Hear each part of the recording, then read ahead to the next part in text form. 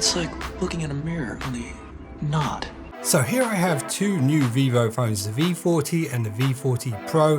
And in this video, I'm going to be highlighting the key differences between them. They're in the upper mid-tier range, with the Pro obviously being a bit more premium. So the first difference is with the regular model, you get the phone, a protective case, a USB-C charging cable, and the usual literature and ejector pin. But with the Pro model here in Europe, you also get the Vivo Flash Charge 80-watt charging brick. Now, regarding the colors, both phones are available in Meteor Blue, Moonlight White and Stellar Silver, and the Pro model that I have here is in that Stellar Silver color, and it's got this really nice metallic look to it. And you've got to love Vivo's explanations for their colors. So here's a quote from Vivo's briefing document. The Stellar Silver edition masterfully integrates this eternal color with fluorite AG, ensuring the phone maintains its sophistication while enhancing its noble elegance. You gotta love it. Now, the V40 is actually available in a couple of additional colors, a Sunglow Peach and also this color right here, the Nebula Purple. And here is Vivo's explanation of this color. The Nebula Purple comes from the mysterious and elegant hues found deep within the cosmos, radiating a profound allure. You gotta love these. And there is an explanation like this for each color, but I haven't got time for that in this video. Now, the phone form factors are almost identical in every way except for one, and I will come back to that in a minute. Both phones have a super slim design at just 7.58 millimeters thick. Both phones have stereo speakers. However, there is a slight weight difference between them, with the Pro model being 2 grams heavier, and I don't think that's going to be a deal breaker. Now, despite the slim frames on the two phones, they both have a surprisingly large 5,500 milliamp hour battery. They're using a more dense battery tech than most other phones, and even though you don't get the charger in the box with the regular model, it does support the 80-watt flash charging, so you would need to buy an additional charger that supports that, so you have to factor that into your decision at the end of this video. Now, the displays, both are rocking pretty much exactly the same screen. They both have a curved 6.78 inch 120Hz AMOLED with a 2800 by 1260 resolution, and the max peak brightness here is 4500 nits and 1200 nits local brightness, and they are both HDR10 Plus certified and have under display optical fingerprint readers. Now, here's where things start to get a little bit different. On the base model, the V40, you can go as low as 8 gigs RAM and 128 gig ROM, and this goes all the way up to 12 gig RAM and 512 ROM. The Pro model at its base starts with the 12 gig RAM as standard and then goes from 256 ROM all the way up to 512. Now, here's the first significant difference between the two devices. The Vivo V40 uses the mid-tier Qualcomm Snapdragon 7 Gen 3, which is arguably one of the best mid-range chipsets out there today. However, if you spend a bit more money and you go with the Pro, you get a flagship chip in the MediaTek Dimensity 9200 Plus. And both phones do have ultra-large vapor cooling chambers to keep these processors cool under pressure. And it's one thing just to reel off these details from the spec sheet, but I think it's better that you actually see them in action so you can see the difference. So let's do a quick head-to-head benchmark.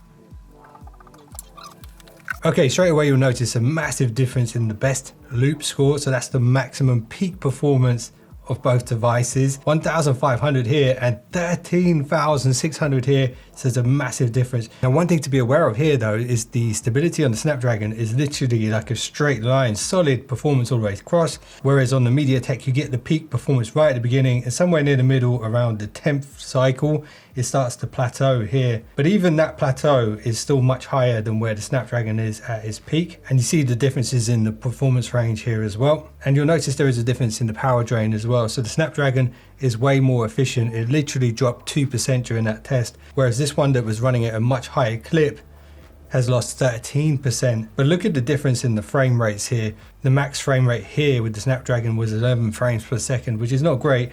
And then the max frame rate here is 105, which is very, very good. So the Pro model was the clear winner here, and that's not really a surprise. Now, aside from the additional color differences that you can get on the regular model, here's a little win for the V40 regular edition. The Pro model supports Bluetooth 5.3, which is very good. But surprisingly, the V40 standard edition has a slightly newer Bluetooth 5.4 chip. Some say the difference between the two is negligible, but it's worth noting because it is newer nonetheless. Now, the form factor difference that I mentioned earlier on in the video, it is here on the camera module, and you probably noticed it straight away.